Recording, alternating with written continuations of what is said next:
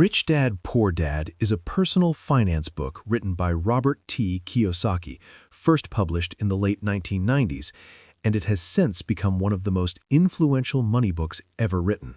And trust me, once you listen to this book, your life is not going to be the same ever again. In real life, Robert Kiyosaki is an entrepreneur, investor, and educator who did not become wealthy through a traditional career path. He served in the U.S. Marine Corps as a helicopter pilot, later worked in sales, and eventually started multiple businesses, some successful and some failures. Over time, he built wealth primarily through business ownership and real estate investing, not through a salaried job.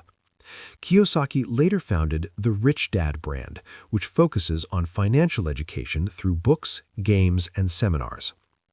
What makes Rich Dad, Poor Dad different from most finance books is that it does not focus on budgets, saving tips, or career advice. Instead, it challenges the core beliefs people are taught about money from childhood. The book argues that the reason most people struggle financially is not because they lack intelligence or work ethic, but because they were never taught how money actually works. Rather than giving step-by-step investment instructions, Kiyosaki uses stories, contrasts, and simple ideas to expose the difference between how the rich think and how everyone else is conditioned to think. So, without wasting any time, let's get into it. Rich Dad, Poor Dad begins with a simple but powerful contrast between two father figures who represent two completely different ways of thinking about money. Robert Kiyosaki's poor dad, his biological father, is highly educated, intelligent, and hardworking. He holds a secure government job, believes deeply in education, and follows the traditional American belief system. Go to school, get good grades, earn a degree, find a stable job, work hard, get promoted, and eventually retire with a pension. He values job security, employee benefits, and loyalty to an employer. Despite earning a respectable income, he struggles financially throughout his life, worries about money, and ultimately dies with unpaid bills. The Rich Dad, the father of Kiyosaki's childhood friend, has little formal education but owns businesses and understands money at a practical level. He believes schools train people to become employees, not to become financially independent. Through these two dads, the book shows that financial success is not determined by intelligence, effort, or education alone, but by how a person thinks about money. Kiyosaki emphasizes that most people never consciously choose their financial beliefs. They inherit them from parents and authority figures. Children absorb ideas like money is scarce, play it safe, and job security is everything, long before they earn their first paycheck. Schools reinforce these ideas by teaching academic skills while completely ignoring financial education. As a result, society produces millions of smart, capable people who know how to earn money but have no idea how to manage it. This explains why teachers, government workers, and even high-income professionals like doctors and lawyers often struggle financially. They're trained to be excellent employees, but not to think like owners or investors. The core message of this section is that mindset shapes destiny. Poor Dad believes working hard and being loyal will lead to security, while Rich Dad believes understanding money leads to freedom. Neither man is evil or foolish, they simply operate under different belief systems. Over time, those beliefs compound into completely different financial outcomes. One of the most repeated and misunderstood lessons in Rich Dad, Poor Dad is the statement, "The rich don't work for money." Kiyosaki does not mean that rich people avoid work or effort. Instead, he explains that rich people do not spend their entire lives dependent on wages. Most people work for money in a literal sense. They trade time for income, receive a paycheck, and use that paycheck to survive. When the paycheck stops, the income stops. This dependency creates fear, and fear becomes the main driver of decisions. People fear losing their jobs, fear not being able to pay bills, fear taking risks, and fear starting over. Kiyosaki illustrates this fear through his childhood experience of working long hours for very little pay and feeling frustrated, bored, and angry. That same emotional experience follows people into adulthood. Many adults dislike their jobs, but continue working because they are afraid of losing financial stability. According to the book, most people respond to financial pressure by seeking higher pay rather than changing how they think about money.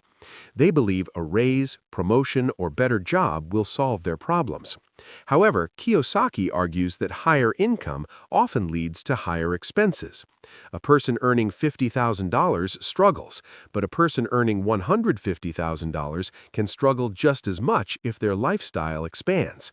Bigger houses, newer cars, vacations, and consumer debt consume additional income, keeping people trapped. The rich think differently. They focus on building or acquiring assets that generate income regardless of whether they work. Instead of asking how much a job pays, they ask how money can work for them. Businesses, investments, and income-producing assets become tools for freedom rather than status symbols. The key difference is ownership.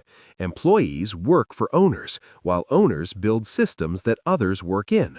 Until someone shifts from earning money to building assets, they remain stuck in the rat race, regardless of income level. The most practical and central lesson in Rich Dad, Poor Dad is the distinction between assets and liabilities. Kiyosaki defines this concept in the simplest possible way. An asset puts money into your pocket, while a liability takes money out. This definition strips away emotion and forces clarity. Many people believe they own assets when they actually own liabilities. A personal home, for example, is often seen as the ultimate symbol of success and security. However, from Kiyosaki's perspective, a home is a liability because it requires constant outflow of money through mortgage payments, property taxes, insurance, and maintenance. Cars purchased with loans are liabilities because they depreciate and require ongoing payments. Credit card debt used for lifestyle spending is another liability, as it creates long-term financial pressure. Assets, according to the book, include rental properties that generate positive cash flow, businesses that earn income without constant personal involvement, and investments that produce regular income. The wealthy consistently use earned income to buy assets, while the middle class uses earned income to buy liabilities and hopes appreciation will create wealth. Over time, this difference compounds dramatically.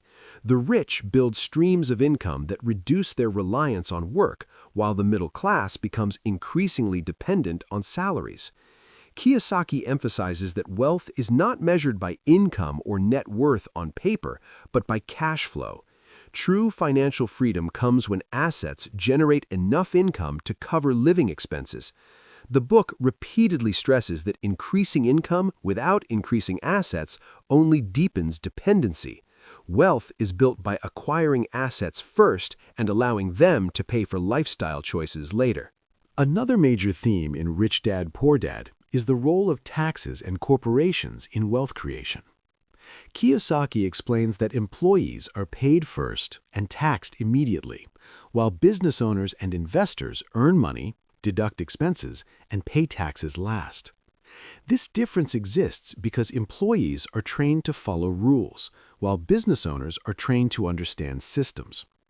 The book argues that the tax system is not unfair by design. It rewards those who understand it. Most people are never taught how taxes work, how deductions function, or how businesses are structured, leaving them financially dependent. Schools avoid teaching these subjects, focusing instead on academic achievement. As a result, people often believe the system is rigged against them, when in reality, they simply lack education. Kiyosaki emphasizes that the rich use corporations as legal tools to manage money, reduce taxes, and protect assets. This is not illegal or unethical, it is strategic. Employees, on the other hand, have limited control because they earn income only after taxes. The book stresses that financial literacy, understanding accounting, investing, and taxes is more important than income level. Without this knowledge, even high earners remain vulnerable. The rich do not rely on luck. They rely on understanding the rules that govern money. The final message of Rich Dad, Poor Dad focuses on fear, behavior, and long-term thinking. Kiyosaki explains that fear of losing money, fear of failure, and fear of insecurity keep most people trapped in the rat race. People work harder, not smarter, believing effort alone will save them. At the same time, a desire for comfort and material possessions pushes people into debt, reinforcing dependence on income. Most people follow the same pattern: earn money, spend freely, and save whatever is left, usually nothing. The rich reverse this order. They save and invest first, then adjust their lifestyle to what remains. Kiyosaki does not encourage quitting jobs recklessly or taking blind risks. Instead, he emphasizes learning while earning. He stresses working to learn rather than working only for money. Skills like investing, business thinking, and financial literacy are prioritized over job titles and salaries. The book warns that job security is an illusion in a changing world where layoffs, automation, and economic shifts are constant. Pensions disappear, companies downsize, and governments struggle financially. True security comes from understanding money and building assets that generate income. Those who learn how money works gain control over their future. Those who don't remain dependent on wages forever. The essence of Rich Dad, Poor Dad is not motivation, but awareness. Once you understand how money works, you can no longer see work, income, or security the same way again.